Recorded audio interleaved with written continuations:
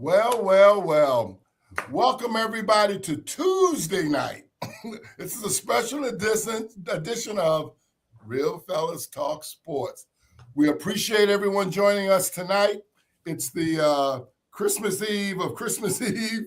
I hope everyone's ready. I love the holiday season. We have our fellas. We have a lot to get to today. So let me shut up. Let me introduce the fellas. I'm going to start first, all the way from Indianapolis, Indiana. The chairman out there, by the way, of Commerce, Mr. David Burnett. Happy holidays, and how you doing, big fella? Trying to get over the Colts stinking up the field yesterday evening, but we'll be fine. Old Man Rivers played well, but the team did not. So we'll talk about that. I'm in grieve mode right now. Right. Mr. Larry Abels, you're one of the nicest guys, man. He was like our how should I say this? He was like a commissioner of our neighborhood. He made sure everything ran just fine. One of the nicest guys I know, Mr. Larry Abels. How you doing, sir? I'm well. I appreciate the compliments. Thank you very much. You're welcome very much. So real quick, last night I had the pleasure of spending some time with Gregory Finner and his family at his home. Had a little Christmas get-together of 4 families. It was incredible. Thanks, Greg, for opening up your house. It was a wonderful, wonderful Christmas activity. And as y'all know, his brother-in-law is Darryl Green, and yes, he was there as well. So for me, it was really a special day. Man, listen. It's good. It's great to be here. I may not be ready for Christmas, but I'm ready for Real Fellas Talk Sports. Let's get into it. Let's do it. There were some huge games. I know this week I'm trying to cover a lot. There's 6 games I want to talk to. We're going to do it like speed dating and get through them as quickly as we can. But they were. We'll see about that. And things that we'll see about that. Right. Well, it had to do with the playoffs. We're wrapping up the season. So let's start with the first one. And it was last Thursday. So I know I want to test your memories from back then. It was the Seattle Rams game. And Seattle pulled it out in overtime. They scored the touchdown, and they said, screw it, it's overtime. We're going to go for 2. They made the 2. I think the final score was 38-37.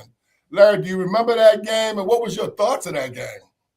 Yeah, I enjoyed that game. It was very good. And I keep looking at Seattle playing the Rams.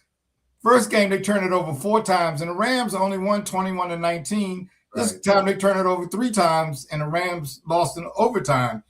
I generally think the Rams are the better team, but when I consider those turnover stats, I'm kind of wondering about the Rams a little bit.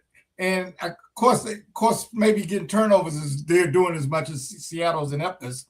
But Seattle hung in there, won the game. They had some incredible plays, 2-point conversions, just like they drew it up in the locker room. But take my hats off to Seattle. They played the full 60 minutes plus and won the game. Well, I don't know why Larry would think the Rams might be potent and a little bit better than Seattle. They only had 580 yards of offense in that game. So, David, what did you think of that game? I fell asleep. It was long. It was long. I fell asleep. I did see the highlights. Seattle's a pretty potent team. The Rams, I got to part company with some of you guys about how good the Rams are. I think they are hyped a little bit because they're in L.A. They're a good team. Matthew Stafford is going to be the MVP this year because the media loves him, and it's kind of a parting gift as he is on his way out. Rah Seattle. I'll leave it at that. All right. Well, good. Greg, what a game, huh? And Stafford, he mentioned him. He had 3 touchdowns, no interceptions, 479 yards passing. What you think of that game? So, first of all, I thought it was one of the best games. I mean, and you're right. It feels like it was played a month ago. Right. It wasn't that long ago, but so much has happened since then. But I will tell you, for the first time watching Sam Darnold, I really felt like he may be shedding the panic gene. He may be shedding it because when it came down the stretch, he was a stone cold killer, man. He was calm, he was collected, he executed. He didn't do anything, stupid, try to do anything heroic. He just played his part, man. I think that this is one of the games that, you see a lot of games, it's like there was no loser. I really didn't feel like anybody lost that game. It was such high level football that, it just time ran out on the Rams. But, over 500 yards and lose, that's kind of hard to even fathom. But man, it was a good football game. I watched all of it. They could be in the NFC Championship game. And Larry, so Larry, Greg touched on something.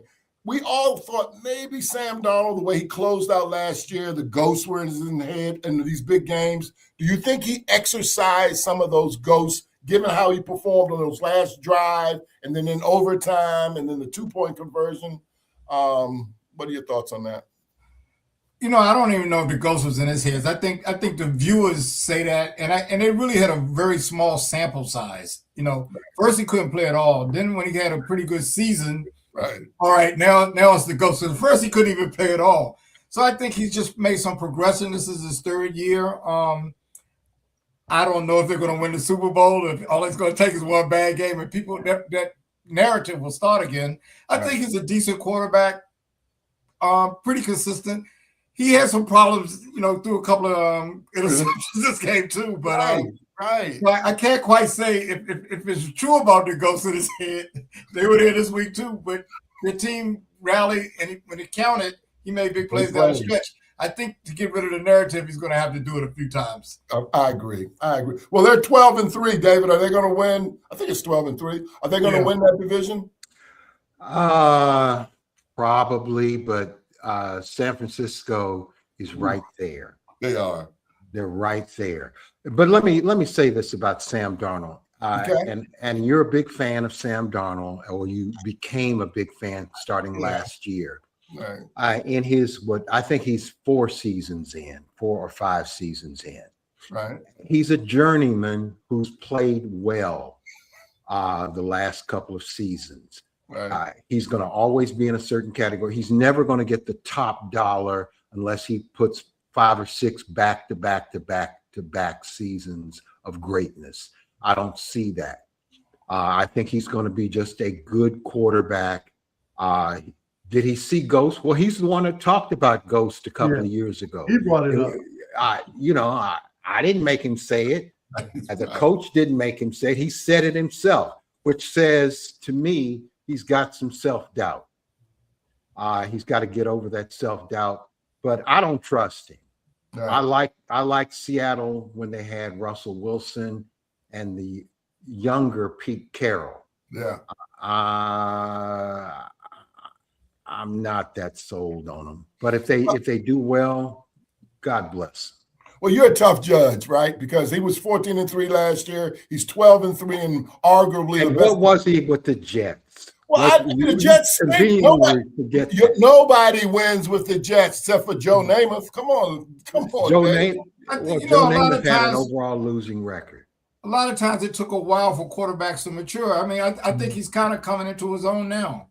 How good, I don't know yet, but he seems to get better every year. You're 100%, Larry, and we're going to get to a game, and we're going to talk about Trevor Lawrence, and I think Trevor Lawrence is on that same path, that he's gotten better, and now so we'll talk about that when we get to it. I just think that Sam Darnold, he ain't bad. So here's one thing I would say about Sam Darnold. Here's what I would say. I would say he turned a corner. I don't know if he's actually shed the ghost or if he's clear, but I think here's what I saw. They went in the fourth quarter down 23-14. They were down. They outscored the Rams and Matt Stafford 24-14. If you look at fourth quarter and overtime, he hasn't typically done that. I mean, they ran them down. They ran them down and passed them and left them in the dust. That's winning. That's playoff football. Win or go home. I mean, so I'm not saying he's, I ain't ready to crown him king just yet. Right. I mean, but that was a big step in the other direction from what I've seen him do in the past. I mean, if we look at his last 2 seasons, he's done it. Come on. What do He's done it. I mean, his record speaks for itself. Right. All right. Well, look, let's get to the next game. Packers-Bears, another great game, another overtime game. The The Packers lost to the Bears 22-16. What a turnaround the Bears have had this season. I'll start with you again, Larry. What did you think of that game? Green Bay had him and let him off the hook. I said couldn't recover an onside kick. That play never works. But I got to give Chicago credit. They played 60 minutes, and I'll give Malik Willis credit for when he came in the game for Green Bay because he did enough for them to win that game. He did. Their defense let him down, and the special teams couldn't.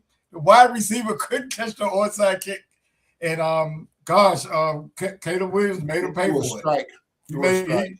He was dynamite down the stretch. Right. Hats off to the Bears. Right. And David, piggyback on Larry, Willis was 9 for 11. And he rushed for 45 yards. He had a good game. That's not shocking. Every Right. time he's had to fill in for Jordan Love, he's played well. Right. He didn't play well in Tennessee, but nobody plays well in Tennessee. What I said about the Jets. He's become a very effective backup quarterback. He's your next Sam Darnold if given a chance. Stop it. That's what I say. But before we get carried away about the Bears, keep in mind of the last 5-6 games in a row, they've had to come back in the last couple of minutes. That's not a recipe for success. They're going to have to show me. And I used to be a Bears fan when I was a little boy, but I didn't know any better. All I knew was Dale Sayers and Dick Butkus. Not a bad twosome. The best twosome coming out of 1965's draft. Anyway, that said, the Bears are going to have to prove to me that they can win games in the third quarter, the second quarter, not 2 minutes left in the game. Right. That's all I'm going to say about that. Well, Greg, look, the Bears, they got that new coach, Ben Johnson, who came from the Lions. Now they have balance with rushing and passing. And you're right. Their defense may be not the greatest defense. They might not be the 85 Bears, but they turn you over. And so what do you think of that game, and what do you think of the Bears? So I think the Bears defense is not only sufficient, but they are very efficient. They're very efficient. There's nobody that blows your skirt up, but they're solid and they get it done, right? Man, Caleb Williams has been born again. I mean, washed in the blood of the Lamb, man. This dude is a new quarterback. Here's how you know he's a new quarterback. The touchdown that he threw was perfect. Perfect. He's doing his interview and he scratched his head and I see the nail polish. And I said, you know what? Nobody cares anymore because they're winning. Nobody cares that he's got fingernail polish on anymore. And it was a while, that was the talk of the town. Like, why is the guy got nail polish on? Guess what? If he can throw a touchdown like that with nail polish on, some other cats may want to think about putting a little nail polish on. I don't know about that. But I'm telling you, man, I think Ben Johnson, yeah, amen to that, brother. But I think Ben Johnson he's the force multiplier in that organization. Because the rest of the organization over the last, since they fired Lovie Smith, has pretty well sucked, right? They pretty well sucked. But he's the force multiplier. I mean, if you can get a guy, he's a young guy, I guess, to take off his shirt over hot dogs for fans when they win a game, the locker room energy, man, just the passion, that stuff makes a difference, man. And I'm telling you, Bears I think they're on to something. We're in Washington. Very complimentary football too. They do. Offense and defense both are doing enough. Yeah, and they play for 60 minutes. That's what I keep saying. They go hard. It's nice. It would be nice for them to win the game in the third quarter, but you better put that nail in the coffin on them, or they're gonna come back and take it. So now that the Packers, they lose that game, I don't know how long Love is going to be out, if he's going to be, what that story is. We know Micah Parsons out. Can the Packers still slip into the playoffs, or where does that stand? They're in now. They would be in now. They would be in right now? Yeah. And I guess the Packers have the Ravens and the Vikings left. You still think they're going to be in at the end, the Packers? They could lose. I think Detroit has I think they might have to lose 2, and Detroit has to win 2. Right. for them to catch them. Yeah, and Detroit's not looking real fierce. Yeah, they're not looking real fierce right now. No, and we're gonna get into that in a second. So look, let's talk about any other comments about that game in particular. If not, I want to get to the Tampa Bay Patriots or Tampa Bay Panthers game. Here's the thing: both those teams were tied for the lead in that division. I didn't see the Panthers coming at the beginning of the year. Obviously, they're making strides. Tampa has fallen down. David kind of pointed this out 3 weeks ago that they were on a bit of a slide. But it was a big game because it was for the top of that division. And Tampa lost 23-20. What is the turnaround, David? What is going on in Carolina? Why is this happening? They've got more confidence. And Bryce Young is playing like a quarterback who was drafted number 1 pick. Even though he's tiny, what is he, 5'2", 5'3"? 148 soaking wet. I think he's proving to be a solid quarterback. He's finding a way to isolate his receivers and get the ball to them. And Carolina is just playing with a lot more confidence. Now, are they a really good team? Are they going to do anything? They're a group of 5 team. Right. But they're going to make the playoffs. Right. Tampa Bay, no, they're done. Well, the two of them play at the last game of the season in Tampa Bay, so that thing's not over. But Carolina will win that game. Greg, what'd you think of that game? And do you have any thoughts on why Carolina's turned this thing around? I do. So let me just say, with regard to the playoffs, so the Panthers are 8-7, Buccaneers are 7-8. The Panthers have the Seahawks and the Buccaneers remaining, and the Buccaneers have the Dolphins and the Panthers. Buccaneers on a 3-game losing streak. Right? They cannot get their head above water, and the Panthers are hot. I think the thing with the Panthers, the turnaround to me is Bryce Young. He's way down there in the passing statistics, but he's engineering some drives at the end of the game that are like really stellar, and they're like efficient. They're like really efficient. I mean, he's very effective. But the thing that I think they're doing, they've had injuries like everybody else, but they're playing what experts call next man up football, right? Guy gets hurt. Who's the next man up? Get your ass in there, get it done. No excuses, do the work. Let's get it done. That's how they're playing. And, everybody can say, yeah, well, this guy's hurt, this guy's hurt. Yeah, injuries got us. No, it's called next man up football. Who's up next? Get it done. Yeah, they're hanging in there. In a year like this, if they get into the playoffs, who knows? Larry, do they have a new coach in Carolina? Is that guy make second year, Canales? It's his second year. Okay. Larry, what do you think about the Panthers and why have they been better this year? And do you think they're going to make the playoffs? I think they'll probably make the playoffs, but I really think it's more, even though Greg Fenner is a real sharp guy, I do think injuries do matter. And Tampa has sustained too many. Sometimes when wrong people get hurt, they've been going in the wrong direction. More than anything else, they've kind of given the Panthers life. Otherwise, the Panthers would still have improved as a team. I don't think had Tampa not suffered the injuries they had, I don't think they would have caught up with them. They were all back this weekend. All the injuries that Tampa had.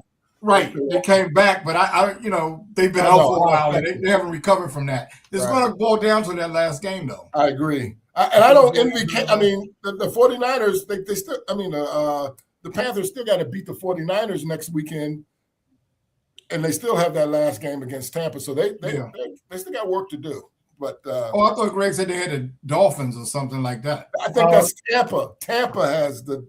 Yeah. Or the other team has the Seahawks. They have the Seahawks. Yeah, they got the Seahawks and the Buccaneers. Right. The Buccaneers have the Panthers and the Seahawks. Right. The Panthers have the 49ers in Tampa.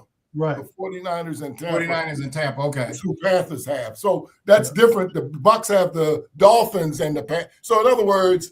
That's what I think it's going to come down to that last game. Right. 100%. Yeah. All right. How about one of David's favorite players? How about Trevor Lawrence and the Jacksonville Jaguars?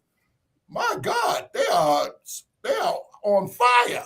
and they went into Denver. They beat Denver 34-20. They're 11-4. Denver's 12-3.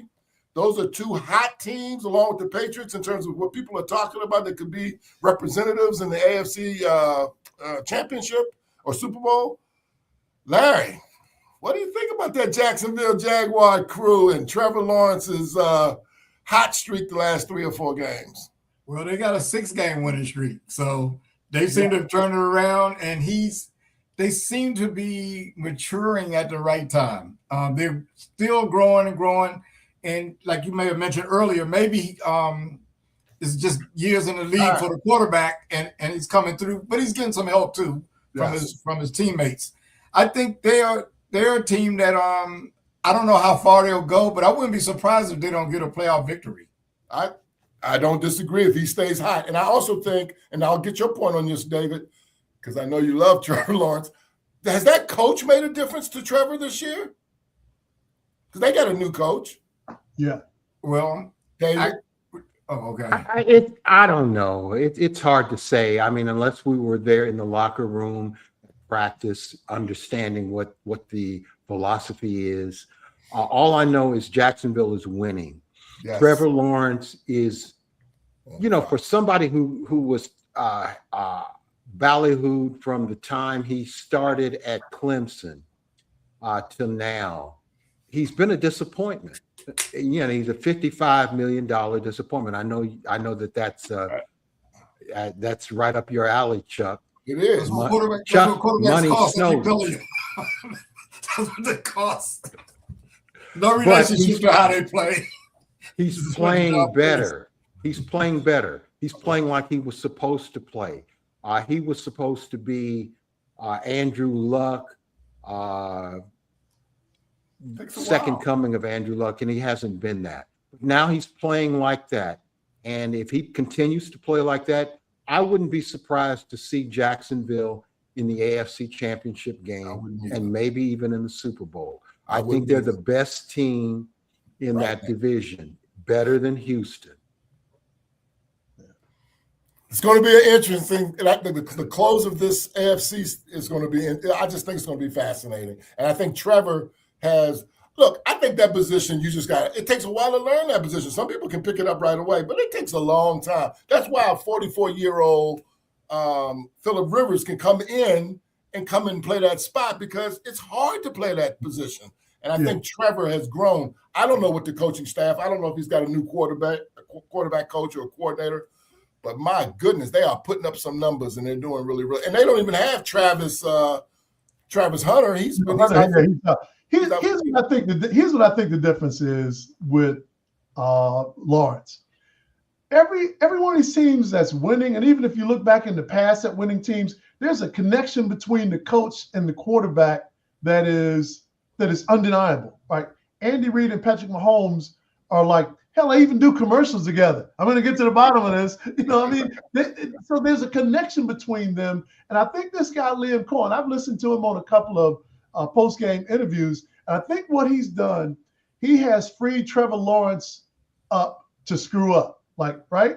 And it's one of the things Daryl was talking about last night, Chuck, that 10-second rule. You got 10 seconds to celebrate, and you got 10 seconds to beat yourself over the head if you make a mistake. After that, you got to get back in the game. Trevor Lawrence is coming to the line of scrimmage. He's calling audibles. He's changing plays. I mean, and when he makes a mistake, before it was like the boy wanted to beat his head on the wall. Now he makes a mistake, get back on that horse, mount him up and ride again. So I think that there's a mental freedom that's contributing. When I listen to this is just from me listening to the coach talk about how he's worked with him. And these one of the biggest deficits in the NFL is there's nobody coaching these quarterbacks to get them up there as fast as they can get up there. All the quarterbacks that develop fast, they sit for a while, or they're with somebody that really does understand the quarterback position. Yes. Hey, Kung Fu, shout out to you. You find us no matter if it's Wednesday night, Tuesday night, you find us, and we do appreciate it. Happy holidays, Kung Fu. Happy holidays. So Larry, we talk about Brock Purdy, and this is just quick. The thing about Brock Purdy, even though I know he's in that system, he's playing well, But the thing I love about Trevor versus Brock is Trevor is big, strong, got a big, strong arm. And the measurables, I just don't think Brock fits that. And that's why I'm a little harder. But let's look at the measurables that I'm just talking about me now. Well, let's look at the measurables that really matter. Who has played better the last few years? Brock Purdy. Right, because he's in a system that's successful. Oh, Lord. But he has played better than him. I mean, he has. But you know, one other thing I'll say about Lawrence, they're protecting him better this year. Trevor Lawrence has taken a beating his first few years. That poor boy was getting pulverized. They're protecting him better this year. But a lot depends on who you have to play with. Yeah, there's no doubt about it. Yeah, but Purdy has probably, if you look at it objectively over the last couple of years, Purdy probably has outpaced Trevor Lawrence. He probably, no doubt, but probably. Let me ask you, no matter how big he is or anything like that. Hold it. Let's go around the panel real quick. I love to hear this answer. Larry, who would you want, Purdy or Trevor Lawrence? Larry, I'll take either one of them right now. Well, I'm not asking you to do. I'm telling you, take one of the two. I'll take Purdy because he's done it. He's more consistent. All right, David, which one would you take? Oh, it's so an easy one. Brock Purdy. Greg? Oh, Trevor Lawrence, hands down. Me too. Not even close. Trevor's got a lot to prove, but he's playing a lot better. Right. Yeah, I will hold him to the same standard. I say I look like Sam Darnold. He's done it for a couple of years. Okay, I look at Sam Darnold better now. This is the first year I really thought that Lawrence has played well. No, the fact is Trevor Lawrence has been a disappointment. No, hold it. The dude that was from the Eagles, that was the coach of that team the first or second year, Lawrence did really well with him. And then I agree. You're right. He did show. He showed like he was going to be good. Then he kind of fell off. Right. And exactly. I had absolutely no expectations from Purdy, and he's gotten better every year too. Well, and a lot probably does have to do with the system, but I think I give coaches credit when you got players that you create systems for them. And I spoke about their coach earlier. I think that's a big part of it, but he can carry it out. Let's talk about a system real quickly. Okay. If Mahomes didn't have his coach, that's a system. That's a system. Mahomes came from Texas Tech throwing crazy stuff, out of control. He had to sit on the bench for a full year before he got himself wound up. So it matters. Your point is a coach can make a difference. 100%. But just because you were kind of a gunslinger in college and erratic doesn't mean you can't perform later on, which Patrick Mahomes proved. Right. I think Doug Peterson did a good job with him. Doug Peterson did a really good job with Lawrence. And then everything got flipped on its head, and he's back to square one. Now this guy, Liam Corner's got him back on top again. Hey, look, we were hard on Caleb last year. We were hard on Caleb. And he came in, this Ben Johnson guy has come in. People aren't so hard on Caleb right now. So I don't know if it's because he grew up or if Johnson helped him or if it's together they've grown up. I don't know. I do think coaches matter. I think a smart coach would look at the player's strength. It's like any supervisor.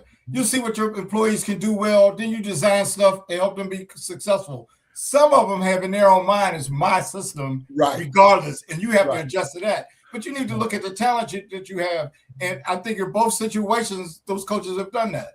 Well, let me just say this about quarterback head coaches, offensive-minded head coaches. I have a problem that if the head coach is primarily focused on the offense, I'm just not sold on that type of coach. I'm just not. Right. No, I agree with you.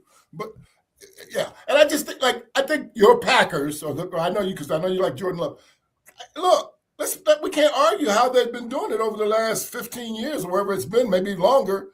And look how successful they've been at the quarterback. 30 years. Well, Larry, I think you make a good point too about coaching to players' strengths. And I think again, it's that combination, that connection that these coaches can make with these players that it frees them up. I mean, if your employees are afraid to make a mistake, boy, that's a tough space to work in. That's a tough workspace. But if they feel free and empowered to do things that they have the ability to do, knowing even if they make a mistake, they're not going to get cracked over the head for it. Absolutely. I mean, it's changed. And I think these guys, these really good head coaches that know how to work with these quarterbacks, that's a big part of their success. I absolutely. But I think some people, and it goes in all sports, not just quarterbacks. Some people have a system. I want to play this way, and you may not have the manpower to play that way. I always have much more respect to somebody. We'll try this. Okay, we really don't have this here, but what can they do well, and let's get the most out of them. Good point. Good point. All right, last game is another really good game, man. Oh, by the way, any comment about Denver? Does anybody want to make any comment? Look, they're 12-3. They're not in trouble. They're going to make the playoffs. They're fine. Is that true? I'm not so sure. Hold on, not so fast, sweetheart. Okay. All right. Yes, they're going to make the playoffs because they've already clinched the spot. They can make the playoffs. They'll be in the playoffs. They've already clinched the spot. But I think what we're seeing now with some of these games is that win or go home playoff football. And I don't know that the Broncos are mentally ready for playoff football. That's the only thing that worries me about them. They've proven they got the talent. That's crystal clear. But that game, the last game, is that the ghost of Christmas yet to come? I mean, I'm not so sure. I don't have a lot of confidence in them. I don't. There is no super team in this league, and they lost against a good team. Yeah, they lost against a good team. And that's playoff football.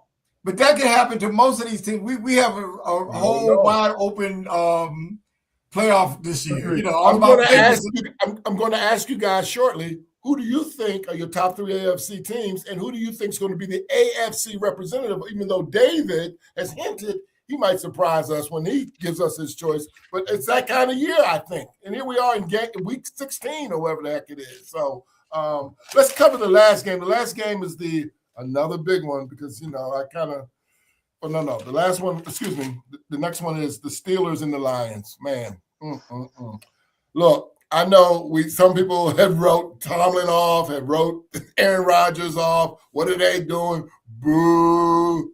Well, ever since that's happened, the Steelers have been really good. They've won 3 in a row. They look awesome. I mean, except for that stupid wide receiver of theirs grabbing the guy.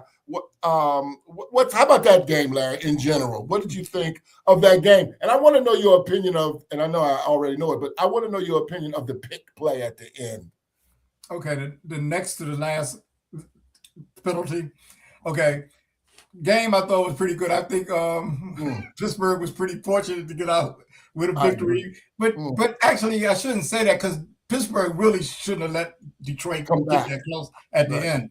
With respect to the pick play, I think that the guy did make contact with the other DB, and I thought he did it on purpose. You know, a lot of times you see guys try to do a swim move to act like they're trying to get around him. The DB took a horrible angle, and there was no way he was going to get there. Even if it was invisible. Even if that guy was invisible. It was no way he was going to get there. So he probably like drew a foul, almost like I looked at it, you know, he might have said, oh, crap, I got to make some contact myself. You know, he probably ran into him as much as anything else because you got to go over the top on a play like that. Right. David, what did you think of that game in general? What did you think of that? The last play, and when I say the last play is when the outside receiver went across, picked the guy who was checking the other guy. The guy went out, caught the pass for the touchdown, and then the ref called pick play. 2 flags on that too, so 2 refs saw it that way. Let me say this before I answer your question. Okay. Let me get to the point that I want to make about Pittsburgh. Okay. Mike Tomlin had another freaking winning season, and nobody's talking about that. No one, not even this panel. Mike Tomlin has never had a losing season, and he guaranteed another winning season. All right. Now to answer your question, it was pass interference. Okay. It was absolutely a pass interference. I know we sometimes want the officials to not blow the whistle, not throw a flag. Right. But a foul is a foul, and that was a foul. Sorry about it. By the way, Aaron is playing better. He's playing better. He actually looks like he cares. He does.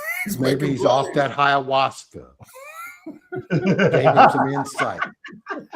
The same guy, Greg. Hey, Greg, the same guy on that pick play.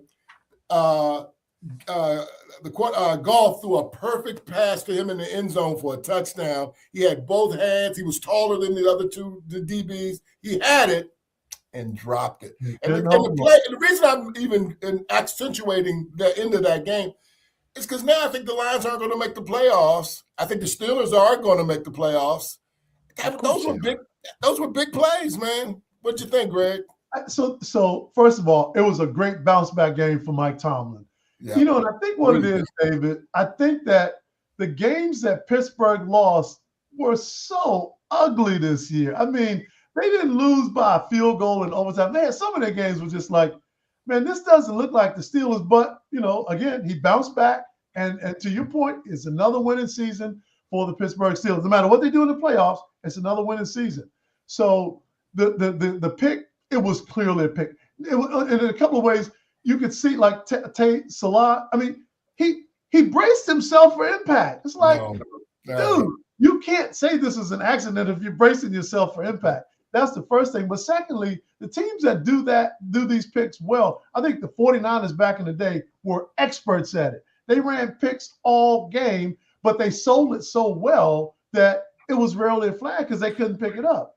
But I just like, dude, everybody saw that. I just don't know what the receiver is supposed to do. Well, let's look at it where they were on the field. Those plays are usually called near the goal line when the official throws the flag. If it had been, let's say, at the 50-yard line, the 40-yard line, it wouldn't have been called. Right. Good point. He didn't try to avoid them. See, because a lot of times I see the swim move. A lot of times the running guy, he'll try to turn. He actually made contact. And when I saw two refs throw it, I'm like, they're looking at this saying, we've seen this before. Yeah, and they're looking for it down on the goal line. They're looking for that. And you don't even have to make contact. All you got to do is distract this guy just long enough for your guy to break free. You don't have to hit him. You don't have to actually bump him. David made a good point, and I want to drive this point home too. They were first or second and goal from the 2 or the 1. Yeah. When they threw that play. My point is, if you got Montgomery and Gibbs back there, why are you throwing a pass anyway? I thought they should have had timeouts though. They didn't have any clock timeouts. Would have run out. Clock would have run out. They were down to like 12 seconds or something like that. I thought it was 25 seconds, but I could be wrong. Okay. And they bottled up Gibbs and Montgomery only had the Lions only had 15 yards rushing that whole game. They couldn't run the ball. Pittsburgh's defense was great. Right to the end, that's when they let them drive down there. Right, they were great. They really to me, some of these games I'm talking about, which is why I wanted to include them, these all felt like playoff games. They were all down to the wire. A couple of them were in overtime. Some of them were down to last plays. We're talking about a penalty. It's the football is getting good right now, for real. Now, you know what I thought was horrible? The way the referee announced the end of the game. His words were, the ruling on the field is a touchdown. When it's a penalty, they never say that. They would have said pass interference, offense, 15 yards down. He said the ruling on the field is a touchdown. The crowd erupts because they think they're going on with a victory. I don't know what he was thinking about. But however, all he had to do was just say pass interference offense, and everybody would have known what was going on. Right. All right. Let's get to team of my heart, and I don't think they're going to get in, but we'll see. Is Baltimore played the Ravens played the Patriots? Okay.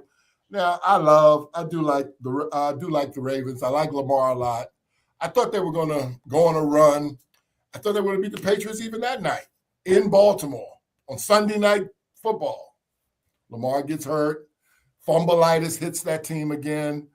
Larry, what in the world is wrong in Baltimore? And Larry, that game is won. Wait. Honest question. Okay. Is the time for Harbaugh to go? Well, I'm getting ready to comment on him because Henry was running through them. I think I went in the group and I said, why is it Henry in the game? 128 yards. They were clearly tired of tackling him. And, he had just run in for a touchdown. The last 2 possessions, he doesn't even get on the field. I would have just kept – they weren't stopping him. I don't know what the coach was thinking about. They do this a lot, though, don't they? Don't they do this? This is a pattern. You know what they were thinking about, what Harbaugh was thinking about? Fumble. A fumble. He wasn't. He hasn't been fumbling. He fumbled earlier. He's fumbled this season. He fumbled this game, but he killed them. He was the one. I don't know if you saw that game. I'm not really disagreeing with you. I'm just saying that's what the coach was probably thinking. If he had been watching the game after he fumbled the ball, he probably got about 80 yards and 2 touchdowns on them. They were not stopping him. And they had the backup quarterback in. Not that he didn't play fine, but they had the backup quarterback in. They knew he was going to get the ball every play. Tyler Huntley's pretty good. No, he is.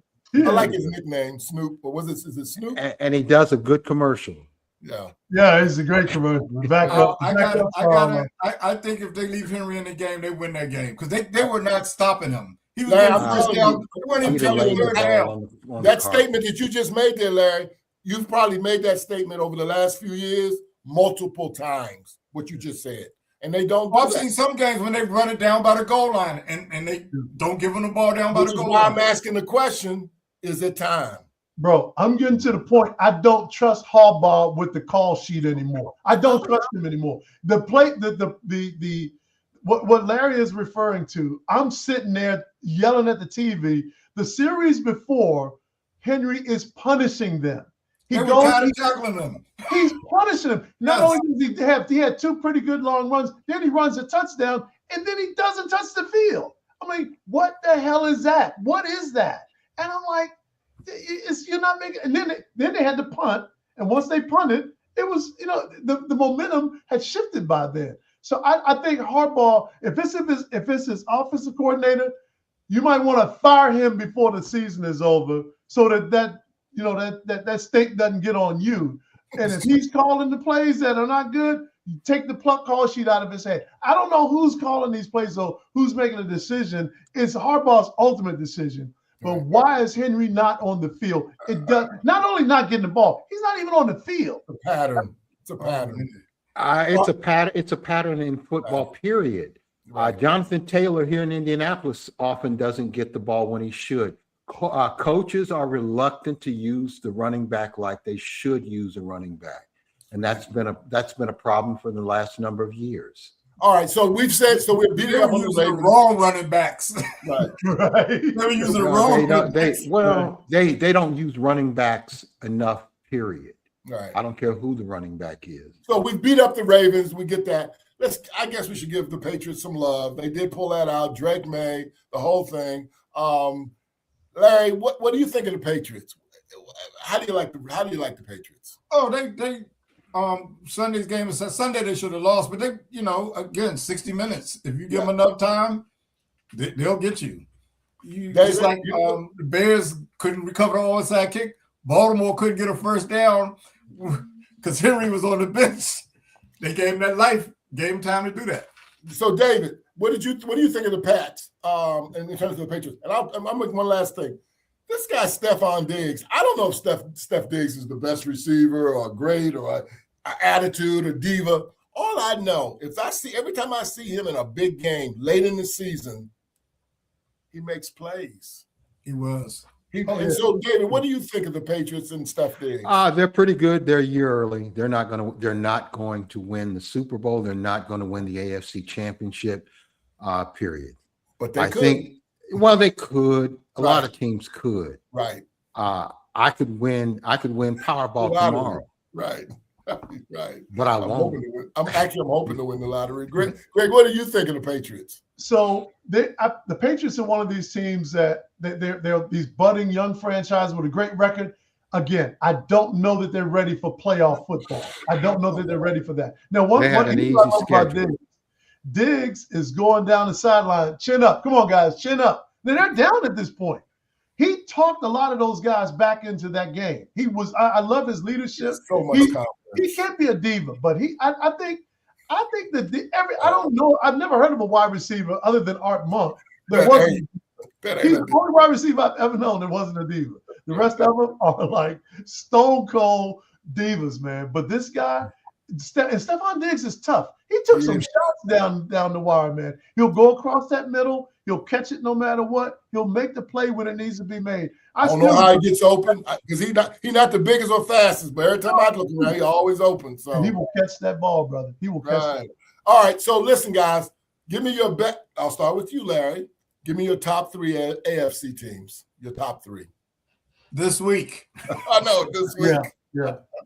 I'm gonna go with New England, Denver, and my third team's going to be Buffalo. I still like them. Wow. Okay. David, give me your 3. Jacksonville, Yes. Buffalo, Yes. New England. Jacksonville, Buffalo, New England. Gregory? Dude, that's my exact same 3. Bills, Jaguars, and Pats. Yeah, I had the Pats, Jaguars, and Denver. That's probably the if you did it on the records, you probably got it right.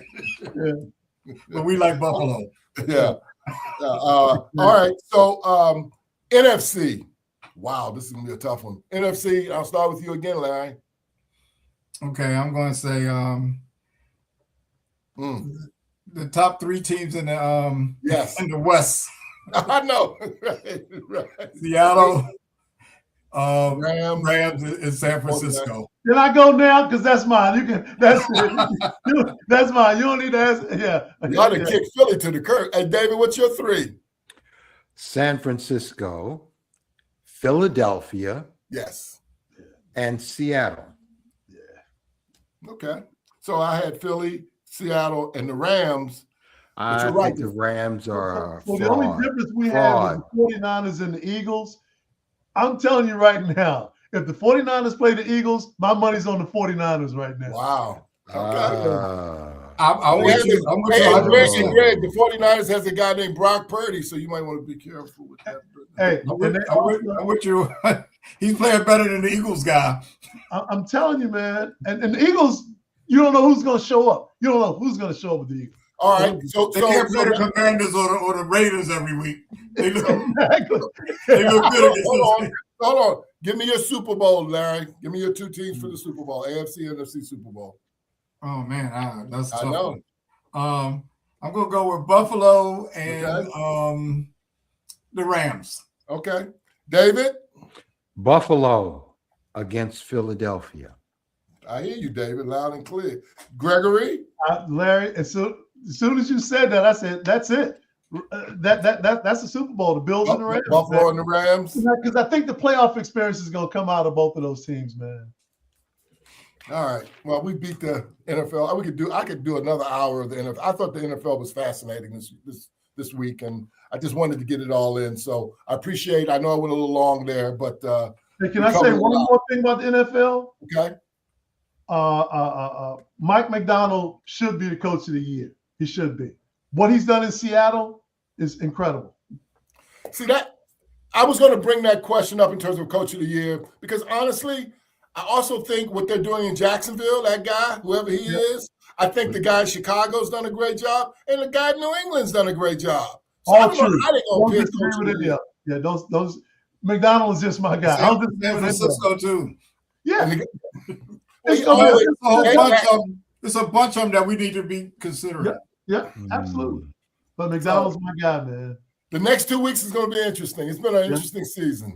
And again, if Pete Rozelle wanted parity and all that stuff, he got it because it's fascinating a little bit right now. So. You know, the NFL really, I think if you look the last few years, you've had teams that didn't make the playoffs that have made the playoffs. I think it's going to be like 4 teams this year that didn't make it. And a couple of teams have gone like from worst to first, like teams like the Patriots and, they're really horrible a couple of years ago. Like the Bears. The Bears.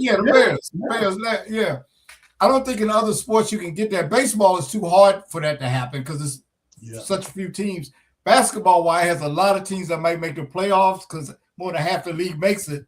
Still after you get past the first round, most of them are kind of weeded out. But football seems to have an interesting number, even though almost half of them make it. But it's kind of like an interesting number. And and it seems like it switches every year. You seem like you can really improve.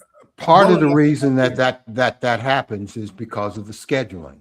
If you have a poor season, you get an easy schedule. If you are a dominant team, you get a harder schedule. Why do you think Buffalo always played the Kansas City Chiefs? Because they had hard schedule. But think about, I agree with you. I think that's part of what they want out of it. But this year's it's like 4 teams that were having easy schedules, and for some reason they're playing each other and they're still getting there. That's why I think, and we talked about it real quick when we said the coaches. I think the coaches this year, there's been 4 or 5 of these new coaches that have done an incredible job, man. And shout out to those guys. I mean, I didn't see Jacksonville coming, and I didn't see the Patriots. The Raiders beat the Patriots the first game of the season. I shouldn't think we'd be sitting here. We'd be sitting here and they're 13-2 or whatever the heck they are. And none of Chip Kelly. And none of us, regardless of schedule, would have thought that Baltimore, Kansas City, nor Detroit would be in the postseason. We should have been looking at Kansas City a lot more critically. Right, because we knew they had a tough schedule. Because Kansas City struggled last year in late but games. not to make the playoffs. I mean, it doesn't matter. At some point, certain teams are going to fade. And Kansas City was in a fade named 3. Mode. You thought that Kansas City wasn't going to make. You thought they weren't going to make the playoffs before the season? It's possible. It happens every single. They were in the Super Bowl last year. They were 15-2. Right. I thought they were in the Super Bowl, but they could have lost at least 6 games. They could have lost 6 games. All right. And they got blown out in the Super Bowl. All right. Well, we're not going to we're not going to do the college football today. Sorry. We'll do it next week. What we do now, we'll roll right into the NBA because I want to talk about that real quick. So the Knicks, they beat San Antonio in that cup that made up a championship they have in Vegas. And they look good. The Knicks look good. And San Antonio wasn't bad. Any thoughts on that, Larry? Do you care? Is it a little deal, no deal, big deal? You talking about the tournament? Yeah, the winner. The 2 teams. Yeah, the irony, the championship game is the only game that doesn't count in the standings. But no, I think it's interesting. I think it would be better. I thought about this if they went and got some European team. What they're trying to do is mimic the soccer leagues. So with the soccer leagues over in Europe, they might get the top 4 teams from each of their from the Spanish league, the Premier League, and the German league. And it might be a little interesting if you did something like that. But this is kind of hard to follow other than changing the floor. The idea is okay. And the players seem to be excited about it, especially the guys at the end of the bench. On the end of the bench. Give a little more money. 500,000. Yeah. So right now, I'm not sure how big a deal it is. But, I mean, I think the idea is okay. But how about, and David, the fact that the Knicks won, do you see the Knicks coming out the East? No. Okay. They haven't done a damn thing since 1973. No. Right. I don't think the guys on this team or on the 1973 team. They're not playing anymore. That's what I mean. I think this Knicks team took your team all the way to a Game 7 last year, and they're one of the healthier. But that Knicks team lost. I did. They know they did. You picking on my Pacers? No, I'm not. I'm saying your Pacers are injured. The Celtics are injured. Except Cleveland's not playing well. Somebody got to come out the East. Celtics are sneaking up. They're like in 3rd place. They won 6 in a row. Detroit is going to come out of the East.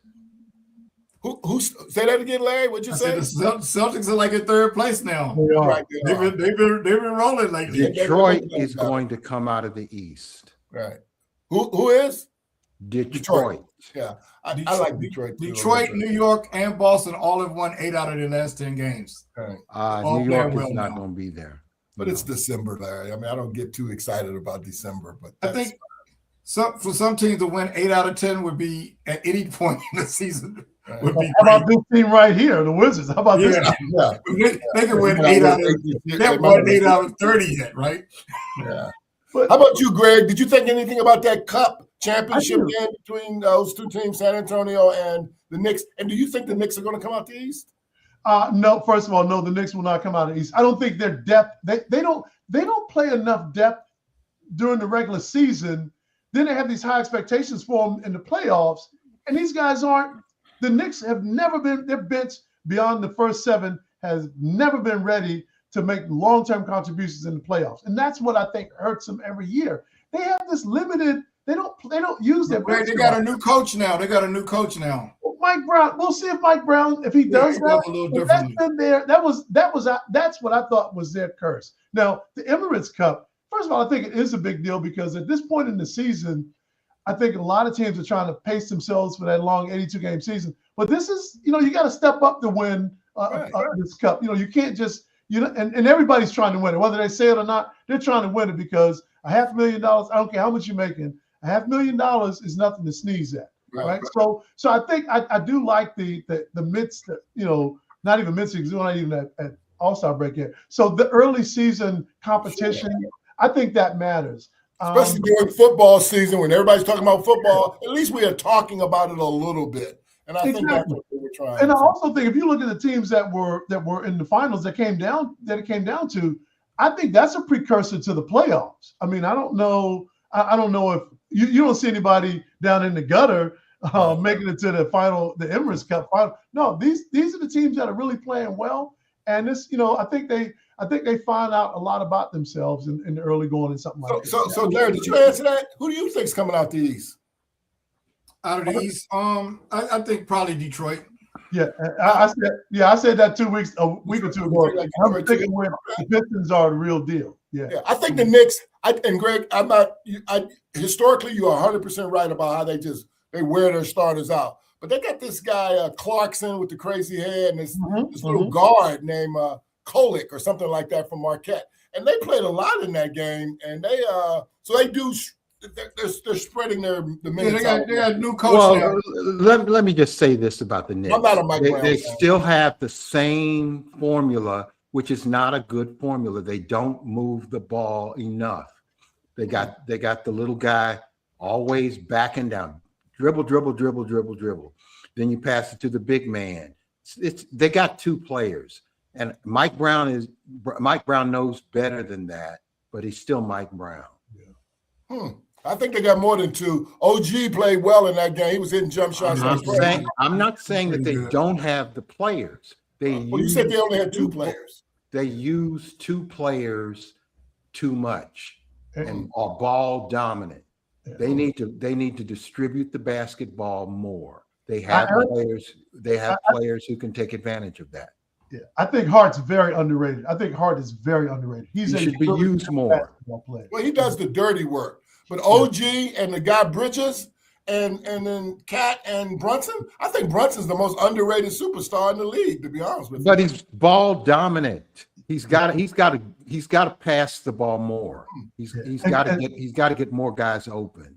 Well, Kobe talked about that. Kobe talked about that with the beard. He said he will never win a championship because the NBA, the players are so good and the defense is so good that if you have a player like that, you don't work the defense. It's easy for them to collapse on you and shut you down. So a team with a ball dominant player will never win a championship ever. Okay. Well, I agree. We're going to get it. This whole conversation, we're going to get into this later in the new year because there was a guy named Jordan that dominated the ball in the 4th quarter, and they seem to win a lot of games. That was 25 years ago. The only thing I'll say about that, Jordan always had a 3-ball shooter. He always, from Paxson to all of them, the coach, the Golden State's coach. And if you didn't make him, your ass was gone. So he would. But once, because you got a 3-ball shooter, that frees him up to really do his thing. But it's got to be another threat on the floor. It can't just be that one guy. All right, we're going to get into this later in the new year, but that's been a good exchange. Look, you guys, as always, were fantastic. I super appreciate the feedback in football and the NBA. So we're starting out. We're trying to land this thing. Larry, do you have any closing comments? No, I don't have any this week. Oh, Mr. Burnett, do you have any closing comments? I do have a quick closing comment. It's not going to be as comprehensive as I wanted it to be. But I just wanted to shout out to Cooper Flagg. He's an 18-year-old who is dominating immediately. I don't know that there's been a player that age who scored 40 points that quickly. Well, this is my closing. Oh, I'm sorry, David. LeBron, and you didn't let me finish what I was going to say. Okay. There certainly hasn't been a Caucasian player, which the NBA needs more of, who will high fly. Cooper Flagg is a high flyer, and you need more players like that. I hate to put it in a racial context, but the NBA needs that. You saw what happened when you discovered one in the WNBA. It rejuvenates people. And I think it's important that Cooper Flagg succeed, and he's already succeeding. I agree.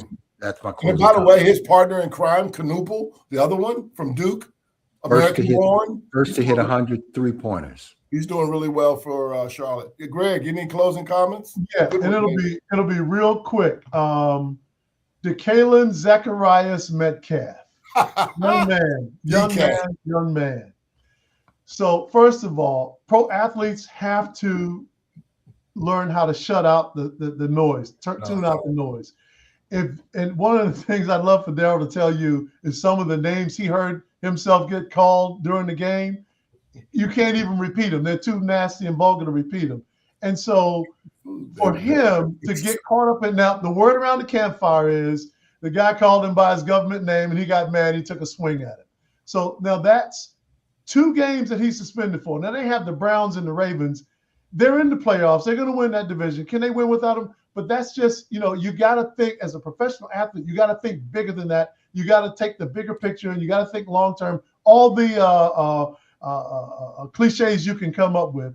But I think it was really not only selfish, but hot-headed, immature of Metcalf to take a swing at this guy and get suspended for 2 games. Not to mention how much it's going to – I didn't even calculate the money, how much it's going to cost him to miss these 2 games. But I've been on the sideline, and I tell people all the time, for 1 game, that's all I needed as a fan. The names you hear and the stuff you hear coming out of those stands, we used to go to games. For 20 years, we went to games, for Daryl, and you can't, as a relative, I could have got in a fight every Sunday. The stuff that you hear in the stands, you can't listen to it. So I hopefully this will be a learning experience from him. He'll understand that, from moving forward, tune it out, don't pay that attention. But for now, yeah, you've cost your team a little bit there, son. 100% agree. It doesn't make any sense. And he hadn't done that kind of behavior before. I mean, I just don't know where that came from. So he's been a little erratic for the last couple of years. I mean, Zacharias is a biblical name. DeKalen Zacharias Metcalf, I think it's a great name.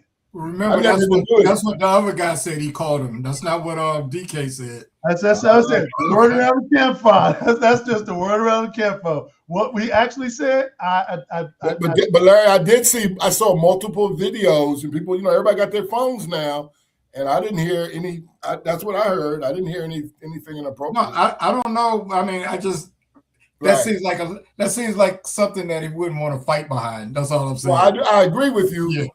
But if the other things that you're implying that was said towards him, with the way we got phones, I'm not implying anything. I just said that's just his side. Tracy Woolfolk said she was on the sideline. She said he had a DK jersey, and called him over to sign it. And then she said they exchanged some words, and all of a sudden it turned into what it did. Anyway, well, listen, guys, thanks again. You guys were absolutely spectacular. I hope you all have had fun and wonderful and safe and fantastic holiday.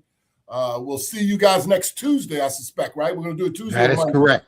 Next Tuesday, right? Same time next Tuesday, 8 o'clock. Merry Christmas to everyone else out there. And ho, ho, ho. Kung Fu, thank you. I'm sorry we didn't read all the messages, Kung Fu, but thanks for joining in, man. We do absolutely. Thanks, Kung Fu. And everybody have a wonderful holiday. Thank you, guys. We're out.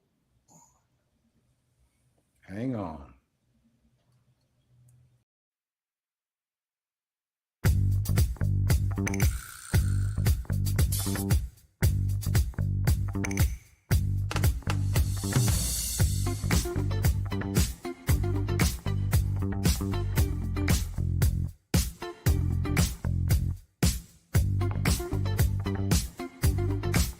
Bye.